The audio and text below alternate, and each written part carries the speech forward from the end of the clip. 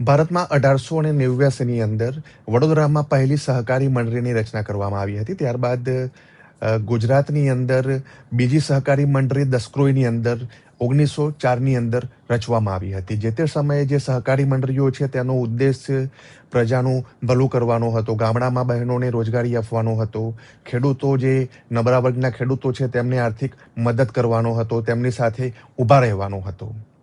પરંતુ આજે ગુજરાતની અંદર એકથી શરૂ કરીને 89,000 જેટલી સહકારી મંડળીઓ જુદા જુદા તાલુકાઓમાં, જુદા જુદા જિલ્લાઓમાં, જુદા જુદા ગામોમાં કાર્યરત છે. એટલે કે 89,000 જેટલી મંડળીઓ રજીસ્ટર થઈ છે, સહકારી મંડળીઓ. અને તેમનો ઉદ્દેશ પણ ગરીબ મહિલાઓ, ગરીબ ખેડૂતો અને જે બીજો વર્ગ છે કે જેને સહકારી મંડળીની જરૂર છે, તો તેમનો ઉદ્દેશ આ બધાને સાથે લઈ અને સાથે ચાલવાનો છે. સહકારી મંડળીનો ઉદ્દેશ છે કે બધાએ સાથે કામ કરવું, પરસ્પર એકબીજાના સહયોગથી કામ કરવું. પરંતુ અત્યારે સહકારી મંડળીમાં જે વર્ષો પહેલા સહકારી મંડળી સેવા માટે બનતી હતી, પરંતુ અત્યારે તેનો ઉદ્દેશ બદલાયો છે, તેની વ્યાખ્યા બદલાઈ છે અને અત્યારે કેટલીક સહકારી મંડળીઓ સેવાની જગ્યાએ મેવા ખાઈ રહી છે.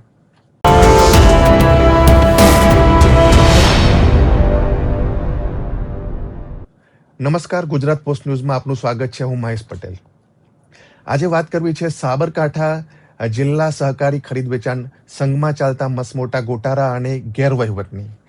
હિંમતનગરમાં આ સંસ્થા આવેલી છે, વર્ષોથી કાર્યરત છે. જે સાબરકાંઠા જિલ્લા સંઘ છે, ખરીદ વેચાણ સંઘ છે, ત્યાંની મોડાસા સહિતના બીજા સિટીમાં પણ અનેક શાખાઓ છે અને તે બિયારણ ખાતર ખેડૂતોને પૂરું પાડે છે. હજારો ખેડૂતો આ સહકારી મંડળીમાંથી લાભ લઈ રહ્યા છે. મંડળીની સરકાર કરોડો રૂપિયાની વર્ષે ગ્રાન્ટ પણ આપી રહી છે અને સબસિડી સહિતના અનેક લાભો ખેડૂતોને તેના કારણે મળી રહ્યા છે. પરંતુ આ સંસ્થાની અંદર ક્યાંક એવું દૂષણ ઘૂસી ગયું છે કે થોડા પૈસા વર્ષોથી એ લોકો પોતાના ખિસ્સામાં ભરી રહ્યા છે. એટલે કે સરકારનો જે પૈસો સહકારી માળખામાં સુવિધા માટે, સુધારા માટે આપવામાં આવે છે, તે પૈસો અત્યારે તેના જે પદાધિકારીઓ છે, તે જે તેના વહીવટદારો છે, તેમાંથી કેટલાક લોકો આ પૈસા ઘર ભેગા કરી રહ્યા છે. તે પણ એક નવી જ મોડસ ઓપરન્ડીથી ઘર ભેગા રૂપિયા થઈ રહ્યા છે. જિલ્લા રજિસ્ટ્રારને પણ આની ખબર નથી, કૃષિ મંત્રીને પણ આની ખબર નથી અને નિર્દોષ ખેડૂતોને પણ ખબર નથી. કારણ કે નિર્દોષ ખેડૂતો ત્યાં માલ લઈ અને ત્યાંથી પાછા આવતા હોય છે, તેના હિસાબો પણ જોતા નથી. કારણ કે આ મંડળી તમામ વર્ગના જે ખેડૂતો છે તેમના માટે રચાયેલી છે. સરકાર એટલા માટે તેમને મદદ કરી રહી છે. પરંતુ જ્યાં સુધી લોકો હિસાબ માંગતા નહીં થાય, જ્યાં સુધી ક્લિયર હિસાબ તમે નહીં લો, ત્યાં સુધી તમારી સાથે ચીટિંગ થવાનું છે. તમારા ભાગમાં આવતા પૈસા આજે કેટલાક અયોગ્ય લોકો ખાઈ જઈ રહ્યા છે. તો આ મામલે હું તમને કેટલાક પુરાવા રજૂ કરવા માંગુ છું અને કઈ રીતે ગફલા થઈ રહ્યા છે મંડળીમાં, તે મામલે હું તમને અત્યારે ચર્ચા કરવા માંગુ છું.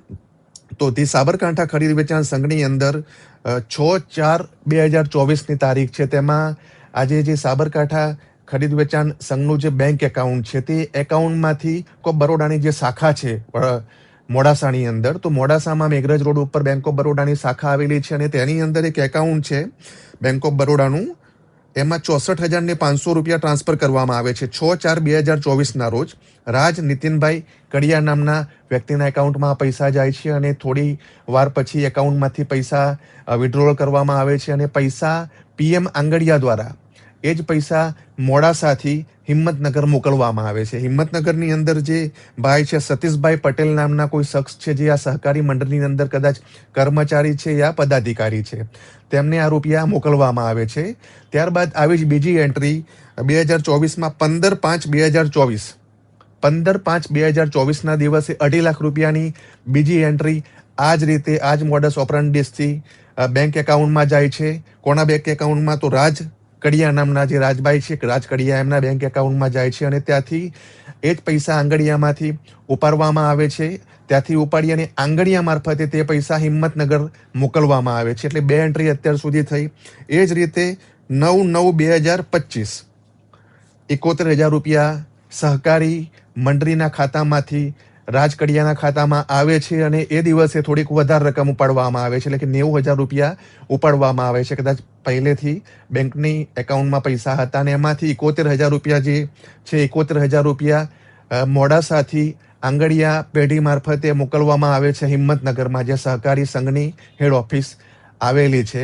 એટલે કે કુલ 3 એન્ટ્રીઓ 2024-25ની અંદર એવી એમને મળી છે કે જે ભ્રષ્ટાચાર સાબિત કરી રહી છે.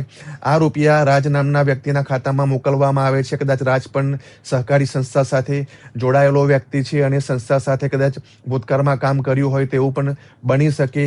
હવે આ બધા જે પેમેન્ટ સહકારી ખાતાની અંદરથી આ પ્રાઇવેટ વ્યક્તિના એકાઉન્ટમાં આવે છે. પ્રાઇવેટ વ્યક્તિ આંગડિયામાં જાય છે, આંગડિયામાં ચિઠ્ઠી બનાવે છે. જે ચિઠ્ઠીના પુરાવા પણ અમારી પાસે અત્યારે અમારી પાસે છે અને એ ચિઠ્ઠી સતીશભાઈ પટેલ નામની બને છે, જેઓ હિંમતનગરમાં બેઠા હોય છે.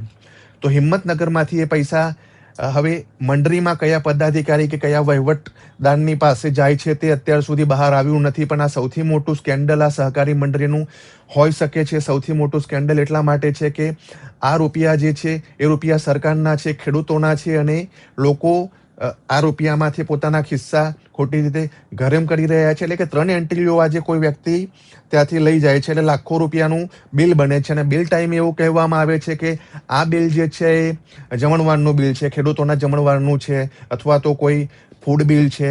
પરંતુ અમે આ કેસની અંદર ઊંડી તપાસ કરી તો અમને જાણવા મળ્યું કે જે રાજ કડિયા નામના વ્યક્તિ છે તે એટલા કેપેબલ નથી અને રાજ કડિયા કોઈ કેટરિંગના બિઝનેસ સાથે જોડાયેલા નથી. એટલા માટે એ બિલ આપી શકે નહીં. આ બિલ ખોટી રીતે કોઈએ ઊભા કર્યા છે અને તેમની ફાઇલમાં ફાઇલ કરે છે કે આ જે રૂપિયા આપવામાં આવ્યા છે 3 એન્ટ્રીઓ એ ખેડૂતોના હિત માટે અમે વાપરેલા છે, પણ એવું કશું જ નથી. રાજભાઈ પાસે કોઈ જીએસટી નંબર નથી, કેટરિંગની કોઈ પેઢી નથી કે બિલ આપવાની કોઈ સત્તા નથી. તેમ છતાં કદાચ તેમને દબાણ કરી અને આ કામ તેમની પાસે કરાવાયું હોઈ શકે છે અથવા તો બીજું કંઈ ખબર નથી કે કેમ એમને કામ કોના દબાણમાં 24 અને 25 વર્ષની 2024 ને 25માં કામ કર્યું છે. એટલે કે આ વસ્તુ સ્પષ્ટ થઈ રહ્યું છે કે સહકારી મંડળીની અંદર ખોટા બિલો બનાવવામાં આવે છે અને આ બિલોને આધારે રૂપિયાની લાખો રૂપિયાની ઉચાપત ગુજરાતમાં થઈ રહી છે. તો આ મંડળીની અંદર જે પણ પદાધિકારીઓ છે તેમની તપાસ જિલ્લા રજિસ્ટ્રારે કરવી જોઈએ, કૃષિ મંત્રી જીતુ વાઘાણીએ કરવી જોઈએ, જિલ્લા કલેક્ટરે કરવી જોઈએ અને આ મામલો સીએમ ઓફિસમાં પહોંચે તેવી પણ શક્યતા દેખાઈ રહી છે. કારણ કે આ 24-25ની છે તે અગાઉ પણ આવા ગોરખધંધા સહકારી મંડળીની અંદર થયા હોય તેવી શક્યતા હું વ્યક્ત કરું છું. 2026માં પણ આવા કામો થયા હોય તો નવાઈ નહીં. અમારી પાસે આ તમામ વસ્તુના પુરાવાઓ અત્યારે છીએ અને અમે તમને બતાવી શકીએ છીએ કે કઈ રીતે બેંક્સના સ્ટેટમેન્ટમાંથી આ પૈસા આવે છે, આ એન્ટ્રી આવે છે, આ ડિપોઝિટ થાય છે અને પછી આ 64,500 ઉપડી જાય છે. તે જ રીતે બીજી એન્ટ્રીઓ પણ જે સાબરકાંઠા જિલ્લા સહકારી ખરીદ વેચાણ સંઘ છે તેની એન્ટ્રીઓ અમારી પાસે છે. એટલે કે લાખો રૂપિયાની ઉચાપત કોઈ 1-2 વ્યક્તિ અથવા તો વધારે વ્યક્તિએ ભેગા થઈ અને આ સંઘની અંદર કરી છે. ખરેખર સંઘનો હેતુ ખેડૂતોનું હિત કરવાનું હોય છે. ખેડૂતો ત્યાંથી બિયાર અને ખાતર લઈ જતા હોય છે, તે સબસિડીવાળું ખાતર તેમને મળતું હોય છે. સરકાર પણ વર્ષે આ લોકોને લાખો રૂપિયાની ગ્રાન્ટ આપતી હોય છે. તો અહીંયા જેટલા પણ ખેડૂતો આ મંડળી સાથે જોડાયેલા છે તમામ ખેડૂતોને હું અપીલ કરું છું કે તમે જાઓ ત્યાં હિસાબ માગો.